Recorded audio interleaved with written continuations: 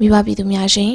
နေ့လယ်တနာရီချိန်မှာတော့ကေဇေကြီးနဲ့လူသားချင်းစာနာထောက်ထားမှုအကူအညီများကောင်းဆောင်မှာတော့တပပတိအဖြစ်ဦးဆောင်အောင်မှတာဝန်ယူခဲ့ပြီးဦးဆောင်ဆွေးနွေးသူအဖြစ်ရွှေနို CH မှမစ္စတာအိုလီဗာဆိုင်မွန်လက်စီဟောမှပါဝင်ဆွေးနွေးခဲ့ပါတယ်အဆိုပါခေါင်းဆောင်အောင်မှာပါဝင်ဆွေးနွေးသူများဖြစ်ကတော့ MDRI မှဦးတုတအောင် MRCS မှဒေါက်တာသားလာရွှေကေဇေကြီးနဲ့ပြည်လည်နေရာချထားရေးဝန်ကြီးဌာနမှဒေါ်နယူးရင်အေးတို့မှပါဝင်ဆွေးနွေးခဲ့ကြပါရဲ့ရှင်ကျေးဇူးတင်ရှိပါကြောင်းပြောကြားလိုပါတယ်ပထမဆုံးဟာဒီနေ့ခါနာမှာတက်ရောက်လာတဲ့ပြည်တော်စုရွေးကောက်ပွဲကော်မရှင်ဥက္ကဋ္ဌကြီးနဲ့တူပါပြည်တော်စုဝန်ကြီးများဒုတိယဝန်ကြီးများ UN NGO ဖွဲ့စည်းသီးသီးမှဌာနေကိုယ်စားလှယ်များနိုင်ငံခြားတန်တမန်များပညာရှင်များဌာနဆိုင်ရာအသီးသီးမှအရာရှိကြီးများအသင်းအဖွဲ့အသီးသီးမှပုဂ္ဂိုလ်များအားလုံးကိုကျွန်တော်ဒီနေ့အင်္ဂလာပါလို့ဒီမှာဥစွာကာရပြုနှုတ်ခွန်းဆက်သပါတယ်ကျွန်တော်တို့ဒီနေ့နေ့လယ်ပိုင်းပထမဆက်ရှင်မှာကယ်ဆယ်ရေးနဲ့လူသားချင်းဆိုင်ရာကူညီထောက်ပံ့မှုလုပ်ငန်းများခေါင်းစဉ်အောင်မှာကျွန်တော်တို့ဆွေးနွေးမဲ့ပုဂ္ဂိုလ်9 ယောက်ရှိပါတယ်အဲ့တော့ကျွန်တော်တို့ဒီ Relief and Humanitarian Assistance နဲ့ပတ်သက်ပြီးတော့မှကျွန်တော်အနေနဲ့အနေငယ်ရှင်းပြလိုက်ပါတယ်ကျွန်တော်တို့ပြည်တော်စုသမ္မတမြန်မာနိုင်ငံတော်ဆိုရမှာလူဝင်နာကယ်ဆယ်ရေးနဲ့ပြန်လည်နေရာချထားရေးဝန်ကြီးဌာနဆိုပြီးတော့မှဒီဝန်ကြီးဌာနဟာကျွန်တော်တို့မြန်မာပြည်သူပြည်သားများအတွက်ကျွန်တော်တို့ကူညီထောက်ပံ့မှုလုပ်ငန်းတွေကျွန်တော်တို့သဘာဝဘေးအန္တရာယ်ဒီကြားရောက်လာလို့ရှိရင်အလင်းများကျွန်တော်တို့ထောက်ပံ့တဲ့လုပ်ငန်းတွေနောက်တစ်ခါကျွန်တော်တို့သဘာဝဘေးအန္တရာယ်စီမံခန့်ခွဲမှုလုပ်ငန်းစဉ်တွေမှာရှိတဲ့ကျွန်တော်တို့ကြိုတင်ပြင်ဆင်ရေးကြိုတင်ကာကွယ်ရေးအပိုင်းတွေရှော့ချရေးအပိုင်းတွေအရေးပေါ်တုံ့ပြန်ဆောင်ရွက်မှုအပိုင်းတွေနောက်ပိုင်းမှာကျွန်တော်တို့ Rehabilitation Reconstruction အပိုင်းတွေပါတဲ့ Recovery အပိုင်းဒီအပိုင်းတွေကိုကျွန်တော်တို့ဝန်ကြီးဌာနနေပြီးတော့မှဦးဆောင်နဲ့ကျွန်တော်တို့ဆောင်ရွက်ပေးလက်ရှိပါတယ်ယခုကျွန်တော်တို့ရခိုင်ပြည်နယ်မှာကျွန်တော်တို့ဖြစ်ပွားခဲ့တဲ့ဒီပြိပခဖြစ်စဉ်တွေနဲ့ပတ်သက်ပြီးတော့မှတော့ကျွန်တော်တို့နေဆက်ရေးရာဝန်ကြီးဌာနနေပြီးတော့မှဦးဆောင်ရွက်ပြီးတော့မှကျွန်တော်တို့ဝန်ကြီးဌာနအနေနဲ့ပူးပေါင်းပါဝင်ဆောင်ရွက်တဲ့အပိုင်းရှိပါတယ်ဒီလိုဆောင်ရွက်တဲ့နေရာမှာလဲကျွန်တော်တို့မနေ့ပိုင်းမှာသမ္မတကြီးအဖွဲ့အမှာစကားပြောကြားသွားသလိုပါပဲကျွန်တော်တို့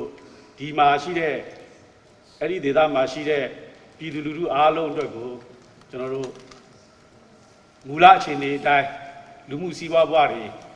ဖြစ်အောင်ပြန်လည်ထူထောင်ပေးတဲ့လုပ်ငန်းတွေဆောင်ရွက်ရမှာဖြစ်တယ်လို့ထပ်ပြီးတော့မှသမ္မတကြီးကနေပြီးတော့မှတဆင့်ထပ်ပြီးတော့မှလမ်းညွှန်သွားတာကတော့ big back better မူလအခြေအနေတဲ့ပုံမတာလုံးကောင်းမွန်တဲ့လူနေမှုစီးပွားဘဝကိုရရှိအောင်ပေါ်ဆောင်ပေးဖို့လိုအပ်တယ်ဆိုတဲ့အကြောင်းကိုဒါလမ်းညွှန်မှာကြားသွားပါတယ်ဒီဘိုင်းတွေကိုလည်းကျွန်တော်တို့ပြည်တော်စုမြန်မာနိုင်ငံအစိုးရအဖွဲ့ဝန်ကြီးဌာနတွေရဲ့နောက်တစ်ခါသက်ဆိုင်ရာပြည်နယ်အစိုးရအဖွဲ့တွေရဲ့နောက်ကျွန်တော်တို့ပြည်ရင်းမှာရှိတဲ့တဦးချင်းပုဂ္ဂလိကတွေရောအသင်းအဖွဲ့အသီးသီးကကျွန်တော်တို့ local NGO တွေရောနောက်တစ်ခါလုပ်ငန်းရှင်တွေရော INGO UN အဖွဲ့အစည်းတွေနောက်တစ်ခါကျွန်တော်တို့တိုင်းပြည်အသီးသီးကအစိုးရအဖွဲ့တွေအသီးသီးကလည်းဝိုင်းဝန်းပြီးတော့မှဆောင်ရွက်တဲ့အပိုင်းတွေမှာကူညီဆောင်ရွက်တဲ့အပိုင်းတွေမှာလည်းကျွန်တော်တို့လက်ခံဆောင်ရွက်ပေးလျက်ရှိပါတယ်ကျွန်တော်အနေနဲ့ကတော့ဒီ Relief and Resettlement Department ကနေပြီးတော့မှ Director General ကျွန်တော်တို့ညွှန်ကြားမှုချုပ်တာဝန်ထမ်းဆောင်နေတဲ့ဆိုတာဖြစ်ပါတယ်ဒါကျွန်တော်အနေနဲ့ကျွန်တော်တို့ဝန်ကြီးဌာနနဲ့ကျွန်တော်တို့လက်ရှိရခိုင်ပြည်နယ်မှာဆောင်ရွက်နေတဲ့အပိုင်းလေးကိုအချင်းများကျွန်တော်တင်ပြခြင်းဖြစ်ပါတယ်အခုဆိုလို့ရှိရင် ကျွန်တော်တို့ရဲ့ဒီ session မှာကျွန်တော်တို့ပါဝင်ဆွေးနွေးမဲ့ပုဂ္ဂိုလ်များကိုကျွန်တော်အနေနဲ့ဖိတ်ခေါ်ချင်ပါတယ် I would like to invite panelists to come and your seat. Dr. Tala Shui, Chairman Myanmar Red Cross Society. Donwe Ye, Deputy Director, Relief and Resettlement Department. Ututa Al, MDRI. Mr. Christophe Rakhine, Head of Office, European Commission Humanitarian Office. And Mr. Oliver Simon Leslie Hall, Head, United Nations Office for the Coordination of Humanitarian Affairs, Regional Office, Asia Pacific. Thank you.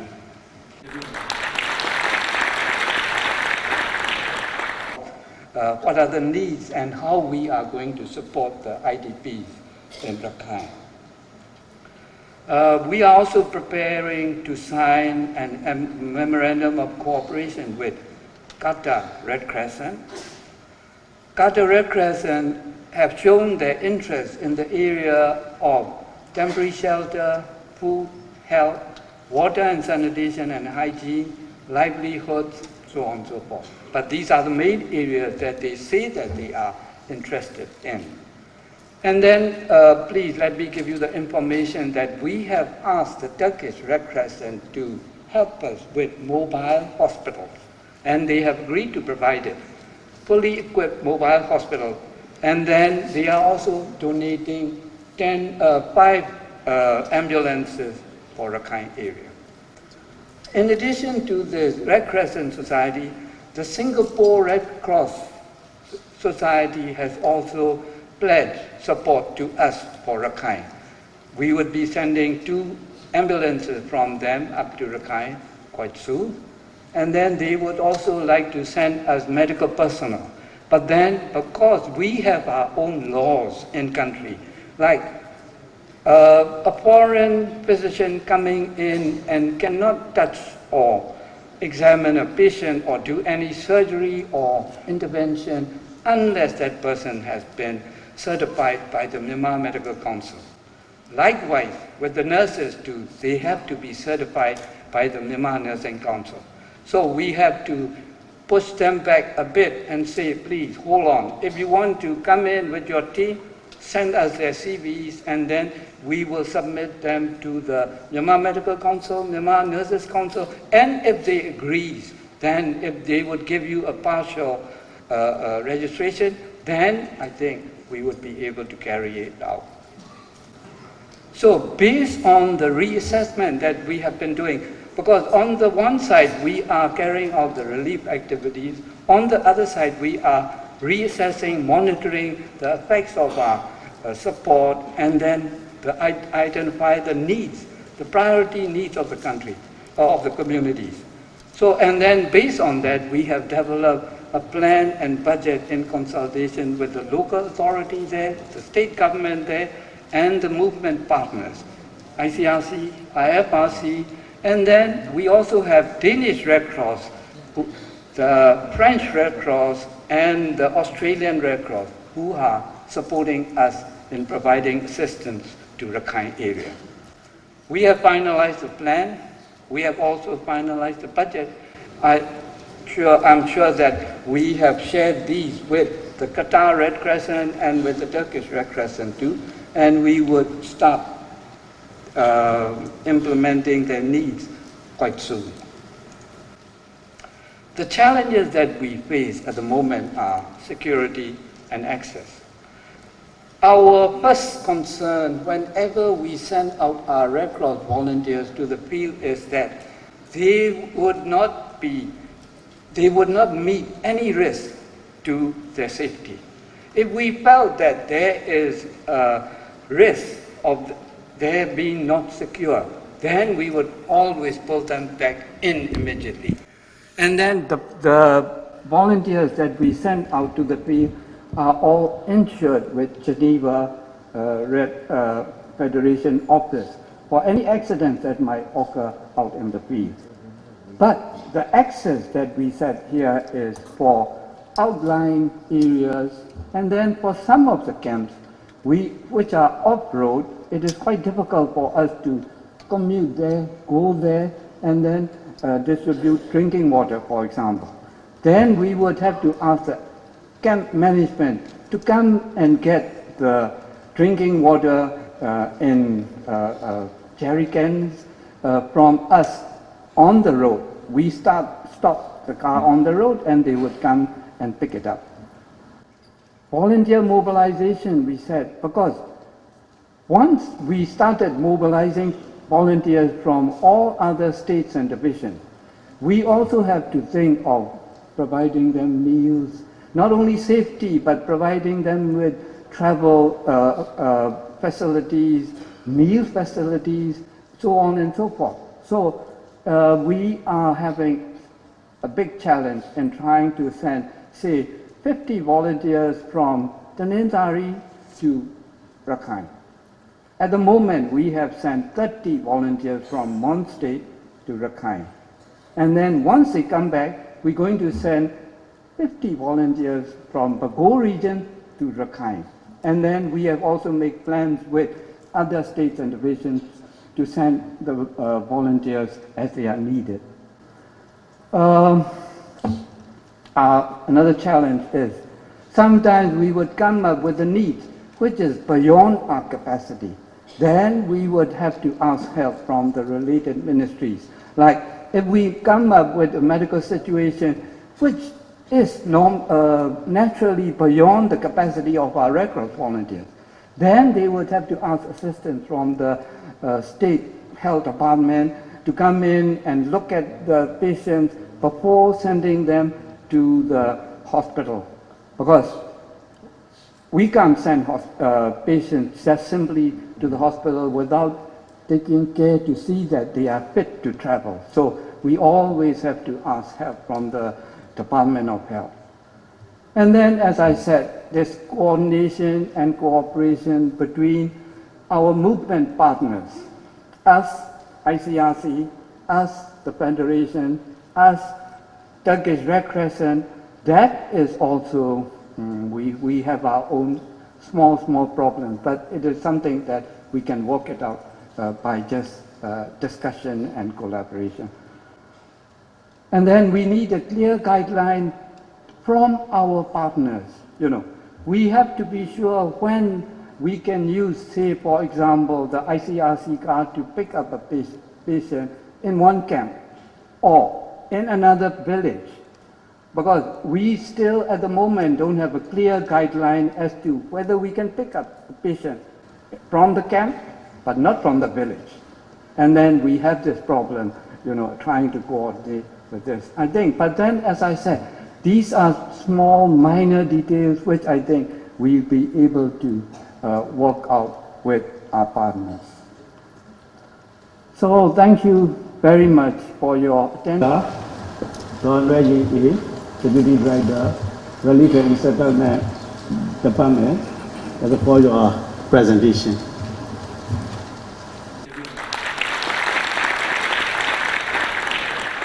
For mobilization of funding, as according to the OCHA's report, only 5 million from Central Emergency Relief Fund can be mobilized and 2.8 million from other sources. Other sources include UN agencies, Core Fund, Switzerland, Australia, USAID, Sweden, and Germany. And also emergency relief although emergency relief works can draw the interest of the donors, but the donors have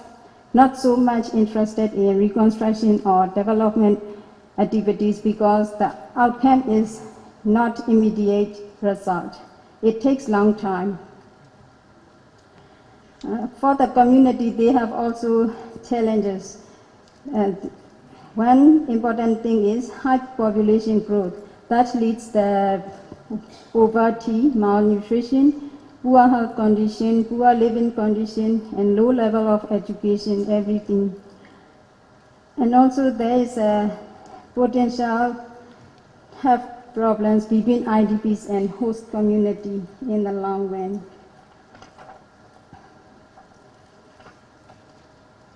It is found that women and girls needed to be empowered for participation in family affairs. And there is also the Rakhine people have misperception on UN and INGOs that hinders the relief and recovery activities of the international humanitarian actors.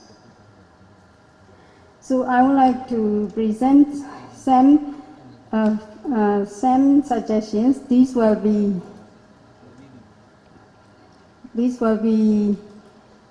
taken into consideration for the future plan. To improve security in all affected townships and to mobilize more finance for shelter and wash, and to train basic health workers and midwives from Bengali and Muslim community, to resume immunization and normal health programs, to establish clinics and IDP camps for 24-hour healthcare services, to train Bengali Muslim teachers and open the temporary school at the camps, to create easy access to education so that the population became literate. Because of the poverty reduction, it's to think about to control population growth rate, to reduce poverty and illiteracy and malnutrition among the children, and to implement programs to empower women and girls and creating job opportunities, providing vocational trainings for income generation. And also we needed advocacy to Rakhine community for misconception on UN and INGOs. And also, I think to review the past experience and impact of long-term intervention by international organizations in Rakhine State, because UN agencies and INGOs have assisted the developing countries in Shan State, Chin State, etc. But while these crises happened in Rakhine State, the same assistance are given to other regions as well. We think we should review these experience and impacts. And finally, to find out the ways for reconciliation. I've mentioned a few actors. We have different stakeholders, and different stakeholders or actors involved will have different interests, motivations, and goals. So it's important to be mindful of this, because if we can't assume that if we are in one organization, the other organization will have the same interests or same expectation, and that could create misunderstandings, or worse, we could impose wrong expectations or high unrealistic expectations. I have my very good colleague asked me that this session is post-lunch, so some of us might be slightly sleepy. So there's a sleep exercise. So if maybe you might want to, part of there's a handout. In the handouts you can write down the what are the interests and priorities of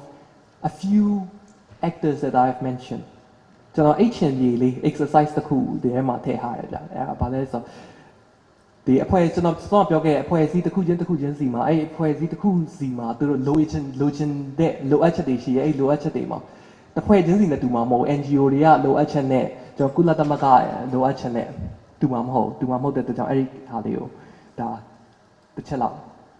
စမ်းကြည့်စေချင်တယ်ရေးကြည့်စေချင်တယ်ဒါလေးကဘာအတွက်ကိုကောင်းလဲဆိုတော့နောက်ပိုင်းမှာကျွန်တော်သူတေသနာဆက်လုပ်မယ်ဆိုရင်လည်းဒီဘယ်အဖွဲ့အစည်းတွေတော့ကဘာရေးကြည့်ရဆိုတဲ့ကိစ္စကိုဒါကျွန်တော်တို့ဒီ workshop မှာဒီတစ်ဆက်ပြီးတော့သူတေသနာလုပ်လို့ရမယ်လို့ကျွန်တော်ထင်ပါတယ်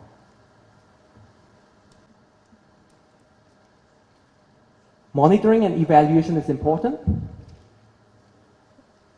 The reason is there's so much money involved, there's so much resources involved. We should have proper assessment mechanisms, and we should also have multi-parties when it comes to assessment. And I mentioned this earlier that we human beings have this bias, right? So when it comes to although we have these principles that we should be impartial, but we human beings, well, it's quite difficult to be impartial, really. And of course, how can there's this level of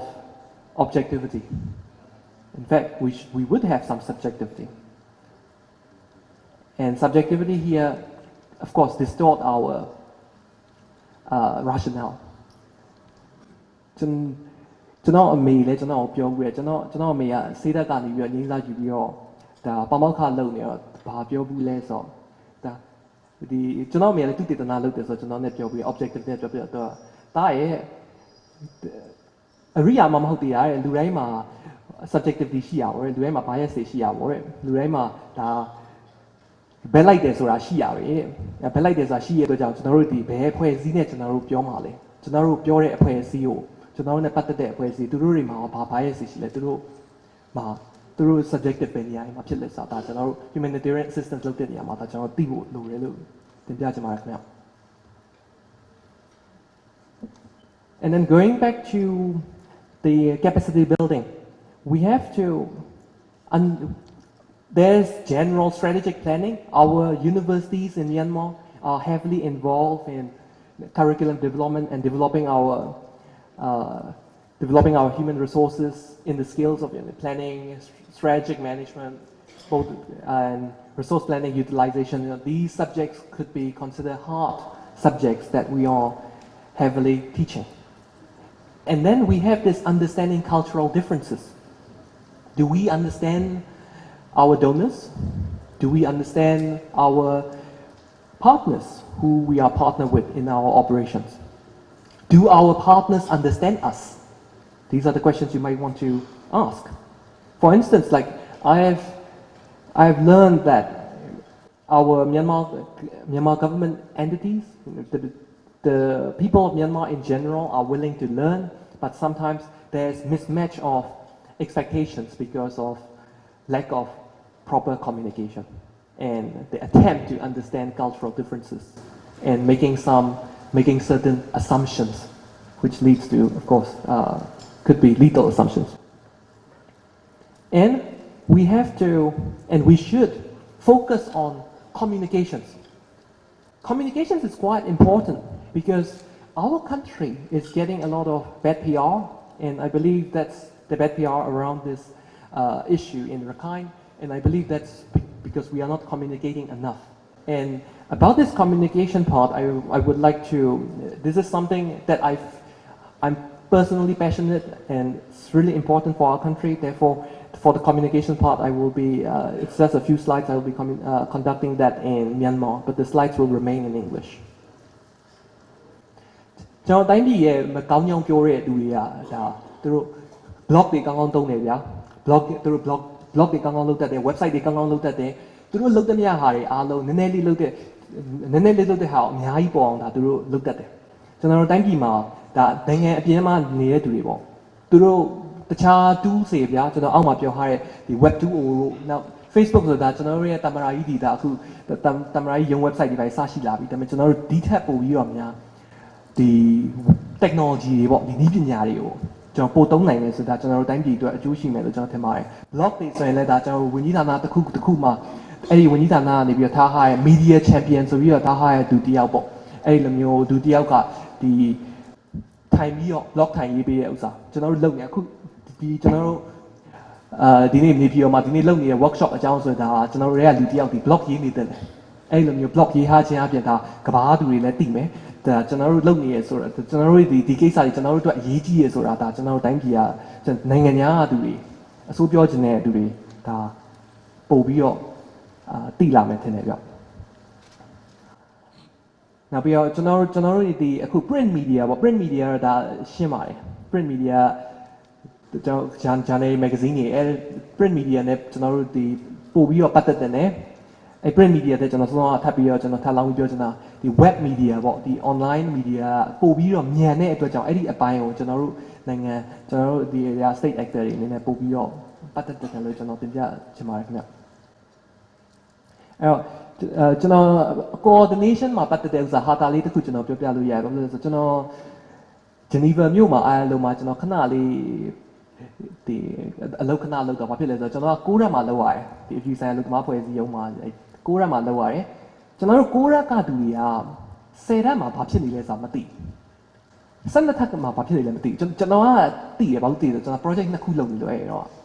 communication project နဲ့ micro insurance project လေးတစ်ခုလုပ်နေတော့ကျွန်တော်က6ရက်နဲ့12ထပ်ကိုသွားရတယ်ဒါပေမဲ့အဲ့ဒီဂျားတွေကတူတွေလည်းအချင်းချင်းဘာလုပ်နေကြမှန်းမသိကြဘူးမသိကြဘူးဆိုတော့ကျွန်တော်တို့ထဲမှာလည်းကျွန်တော်တို့စီကအဖွဲ့အစည်းတွေလည်းဒီ humanitarian assistance ကိုလုပ်နေတဲ့အဖွဲ့အစည်းတွေအများကြီးပါတဲ့အတွက်ကြောင့်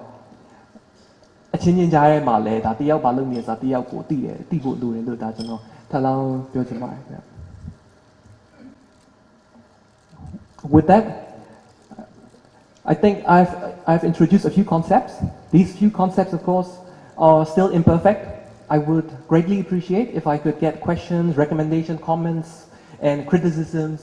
and I look forward to receiving them. Thank you.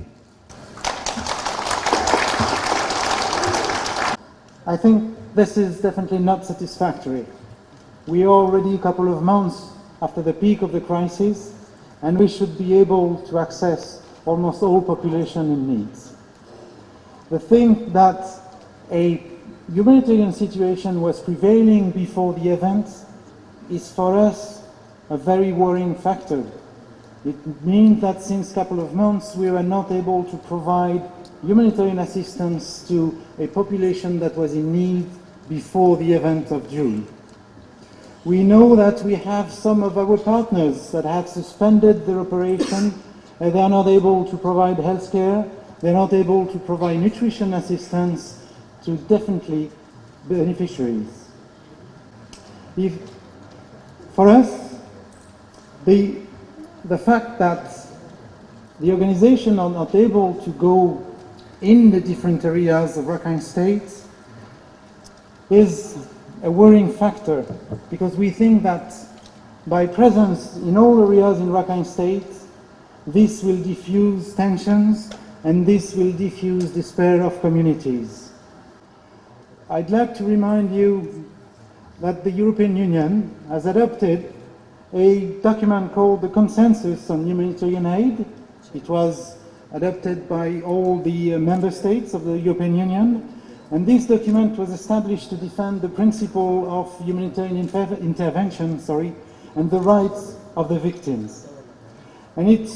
particularly focused on the way we enable the international but also the national humanitarian organization to carry out their work and provide humanitarian assistance to the people in need. It also highlights the importance of the protection of the humanitarian space. If neutral and independent agencies are denied access to victims and if intimidation is widespread and maintained, many people will doubly suffer of the situation. The second point I'd like to put in front of you is the misconception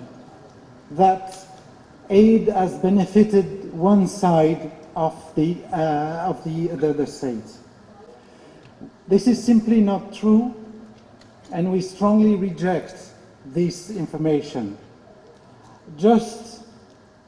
a quick reminder, also the European Commission is working in Rakhine State, it's quite a long time, but also in other parts of the country. The very recent event is during Cyclone Nargis in October 2010, we reacted very quickly and we provided assistance to the affected population. The situation there will not only require humanitarian assistance. This is not the solution. We will just provide a couple of months of assistance, but we will not go anywhere with humanitarian assistance. A political solution is needed. And we will certainly be able to provide humanitarian assistance for a short while, but definitely we know that this will not solve the problem. It is definitely the role of the politician to step in and provide solution that will certainly enable ground for long-lasting solutions. Livelihoods and basic social services needs to be reestablished all over Rakhine states, and we definitely think that these services will enable people to return to their villages of origin. And finally, I would like to stress again an important point. The EU does not think that separation of the community is a solution. It is not. We must find ways to integrate people, and also I would like to remind one of the fundamental elements of the European Union, the terms of tolerance. It is used as the founding values of the European Union, and I think it could be of interest. The government needs to look for longer-term solutions. We need to plan that together. I think the international community agree with all these points. They are there to support you in these efforts. There are legal issues that also need to be addressed, and also we think that altogether we can certainly find a way for all Rakhine people to live in dignity with equal civil rights. Thanks a lot.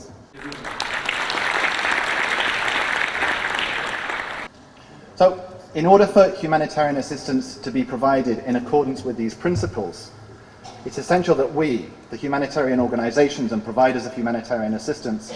are given the opportunity to work freely and to reach everyone who is in need. But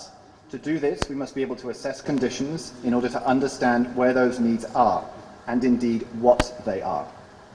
If this precondition is not met, it is obvious that we are not in a position to understand who, in fact, are most in need,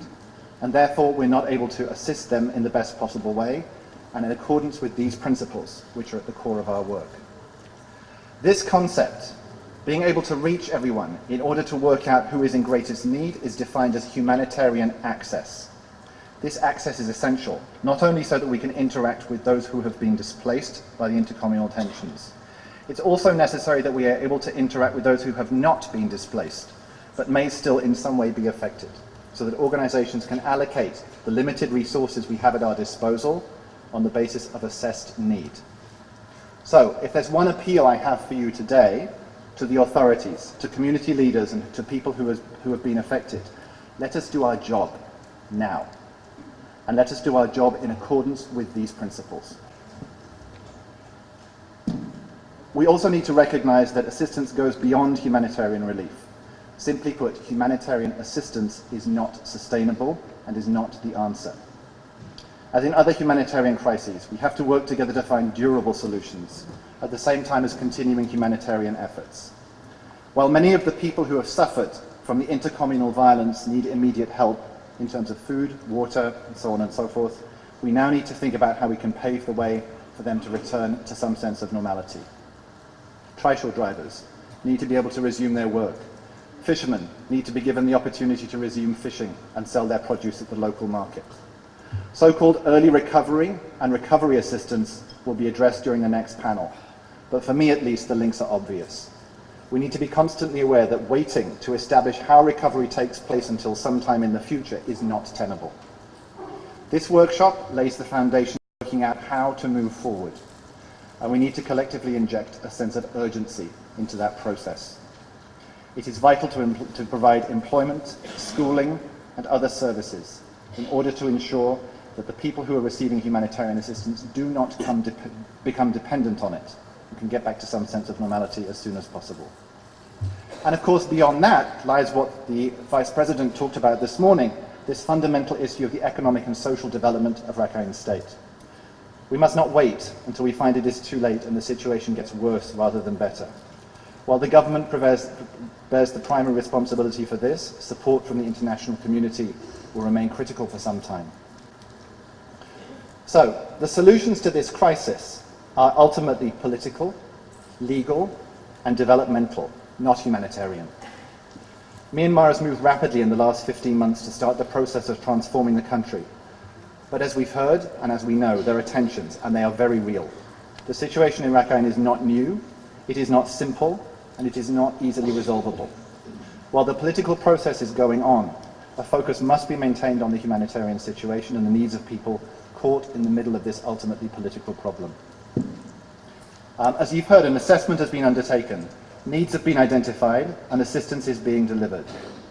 This assistance must do no harm and must support reconciliation. As the saying goes, there is nothing so permanent as a temporary shelter.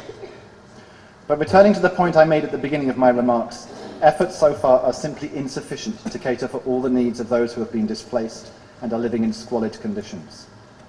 We also need to acknowledge that the displaced people are not the only ones who've been affected. Many more have seen their lives disrupted, their jobs lost. Some families have been isolated since the beginning of the crisis and are likely to be in need of assistance too. But just to reinforce this essential point, we are not sure about the magnitude of needs because we don't have the access necessary to fully assess the situation. People targeted by humanitarian and development programs before the crisis have not been reached for nearly 4 months,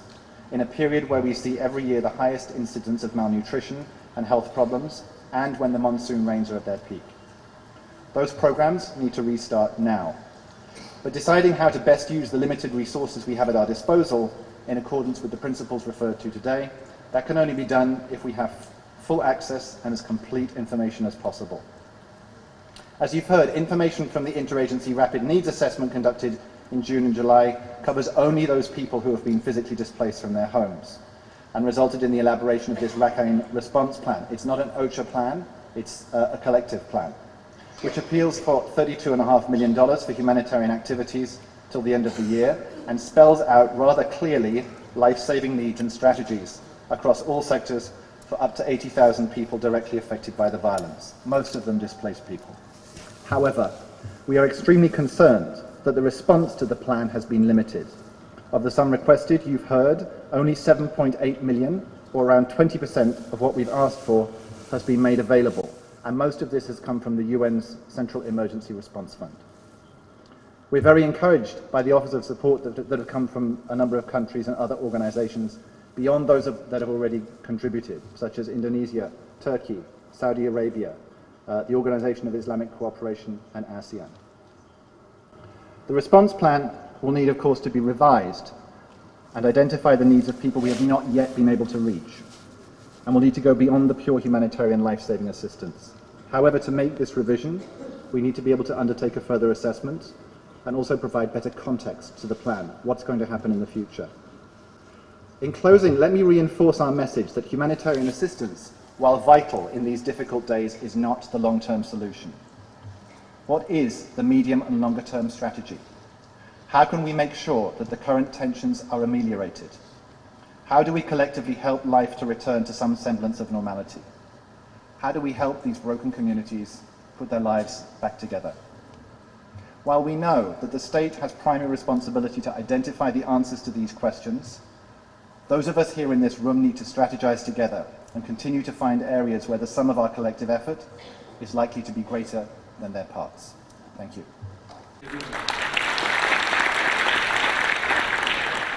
အဲဒီနောက်မှာတော့တက်ရောက်လာကြတဲ့ဧည့်သည်တော်များမှဆွေးနွေးချက်များပေါ်ပြန်လည်အကြံပြုဆွေးနွေးခဲ့ကြပါတယ်ရှင်။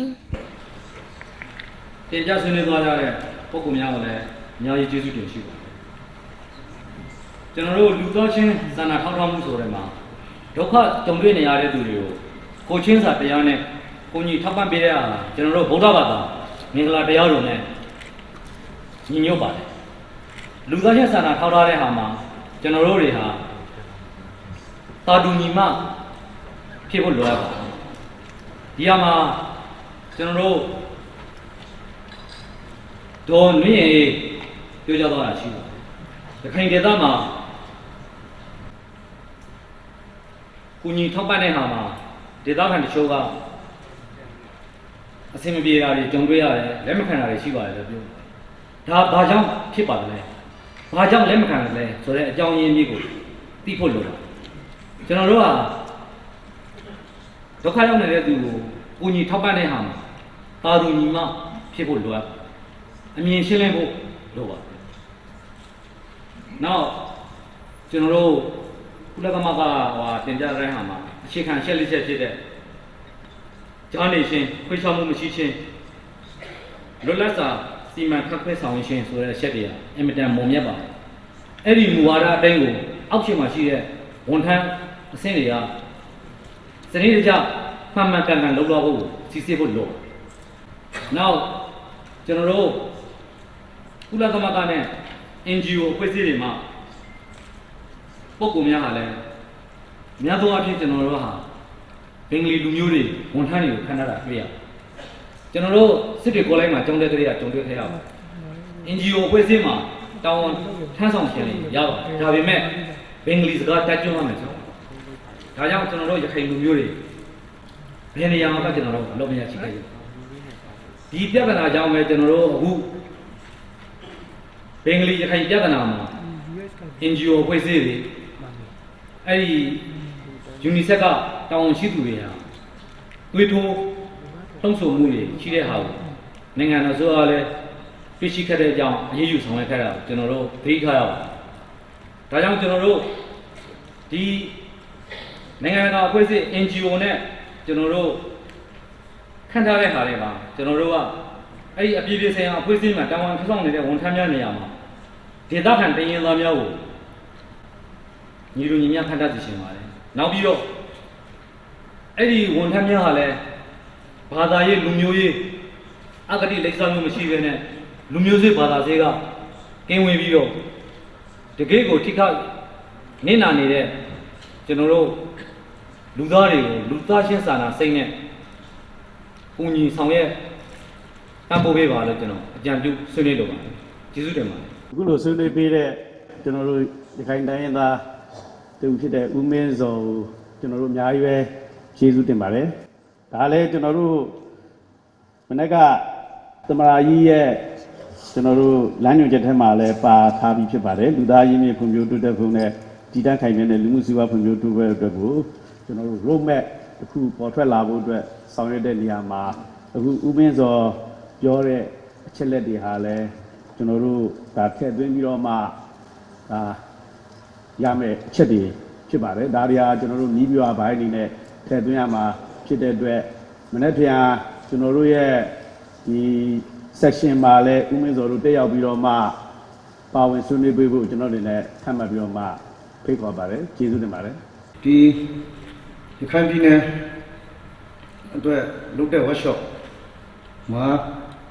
မိခွင့်ရှိရဲဆိုတဲ့အတွက်ကြောင့်အခုနဒီ section မှာပြောတော့တဲ့ထဲကမိခွင့်လေးအချို့မေးချင်လို့ပါကျွန်တော်ကတော့စစ်တွေမျိုးကမျိုးပြီးမျိုးပါဖြစ်တက်လာတဲ့ဦးတန်းထုံးပါအဲ့တော့ကျွန်တော်မေးချင်တဲ့မိခွင့်လေးတွေကUN နဲ့ ING တွေဟာလူသားတွေအတွက်ဟိုထောက်ပံ့ပေးတယ်လို့ပြောပါတယ်အဲ့လူသားတိုင်းကိုမမျှတတာပေးခဲ့မှုရှိသလားဆိုတော့အဲ့တော့ဒီအခုဖြစ်တဲ့ဒီအဒီပြုံးဖြစ်တဲ့ကာလကိုနည်းနည်းမိထားပြီးဒီအဒီပြုံးရဲ့ဟိုရှိကို20လောက်အတွင်းက UNHCR နဲ့အတူဝင်လာတဲ့ NGO တွေဟာဘင်္ဂလီတယောက်ကိုဘလောက်ပံ့ပိုးတယ်ရခိုင်တိုင်းသားတယောက်ကိုဘလောက်ပံ့ပိုးမှုရှိရဲဆိုတဲ့စင်းစရာလေးတစ်ခုကျွန်တော်တို့ဖြည့်ပေးစီညီပါတယ်နောက်ဒုတိယချက်ကတော့ UN နဲ့ INGO တွေကမြန်မာပြည်မှာလူတွေအတွက်အခုကြီးလာပေးရတယ်ဥပမာပြောပါမယ်ကချင်ပြည်နယ်အတွက် UN နဲ့ INGO တွေကအခုကြီးပေးတယ်ဆိုရင်ကချင်တိုင်းသားတွေလက်ရှိခံစားကြရကရင်ပြည်နယ်အတွက် UN နဲ့ INGO တွေကအကူအညီပေးတယ်ဆိုရင်ကရင်တိုင်းသားတွေလက်ရှိခံစားရရှမ်းပြည်နယ်ကအကူအညီပေးတယ်ဆိုရင်ရှမ်းတိုင်းသားတွေလက်ရှိခံစားရဒါမှဘာကြောင့်ရခိုင်ပြည်နယ်ရဲ့ပေးတယ်ဆိုတဲ့အကူအညီကိုရခိုင်တိုင်းသားတွေဘာကြောင့်မခံစားရလဲဆိုတဲ့မိကုံးလေးဖြေပေးစီပါနောက်ချက်ကတော့ဒေါ်နေရေပြောတော့တဲ့မှာမောင်တော်မှာ IDP မရှိပါဘူးမောင်တော်မှာ IDP မရှိပါဘူးဆိုနှစ်ကြိမ်ပြောခဲ့တယ်အဲ့ဒါဘာထောက်ထားရင်ပြောမှကျွန်တော်လည်းနားမလဲပါမောင်တော်မှာ IDP မရှိပါဘူးပြောတယ်ဆိုရင်တော့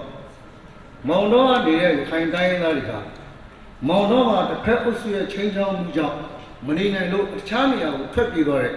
IDP ဖြစ်သွားလို့များလားလို့ကျွန်တော်အဲ့ဒါလေးပဲမေးကြတယ်ဒါပါပဲကျေးဇူးတင်ပါတယ် စစ်တွေမျိုးကမိပြန်သွားတဲ့ဥတန်းထွန်းအနေနဲ့ကျွန်တော်တို့ UNHCR နဲ့ကျန်တဲ့အဖွဲ့အစည်းတွေကနေပြီးတော့မှကျွန်တော်တို့ဘယ်လောက်ထိလူခဲ့တဲ့နှစ်20ကကျွန်တော်တို့ဒီဝင်လာပြီးတော့မှသူတို့ဘယ်လိုထောက်ပံ့ခဲ့တယ်ဘင်္ဂါလီတွေပေါ်မှာရောရခိုင်ပေါ်တွေမှာရောအဲ့ဒီဟာနဲ့ပတ်သက်လို့ကတော့ကျွန်တော်တို့ဒီ UN အဖွဲ့အစည်းတို့ကျွန်တော်တို့ပြန်မေးပြီးတော့မှဟိုဥစားလုပ်ပြပါမယ်